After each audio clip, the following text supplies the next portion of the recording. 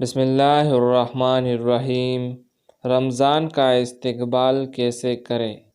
حضور اکرم صلی اللہ علیہ وسلم رمضان المبارک سے اتنی زیادہ محبت فرماتے کہ اکثر اس کے پانے کی دعا فرماتے تھے، اور رمضان المبارک کا اہتمام ماہ شعبان میں ہی روزوں کی کثرت کے ساتھ ہو جاتا تھا۔ آپ صلی اللہ علیہ وسلم بڑے شوق و محبت سے ماہ رمضان کا استقبال فرماتے۔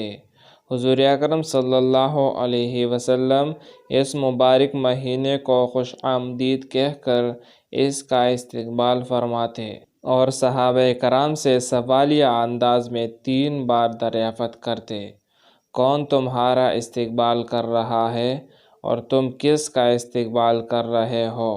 حضرت عمر بن خطاب رضی اللہ عنہ نے عرض کیا: یا رسول اللہ، کیا وحی اترنے والی ہے؟ فرمایا: نہیں۔ حضرت عمر رضی اللہ عنہ نے عرض کیا: کیا کسی دشمن سے جنگ ہونے والی ہے؟ حضور صلی اللہ علیہ وسلم نے فرمایا: نہیں۔ عرض کیا: پھر کیا بات ہے؟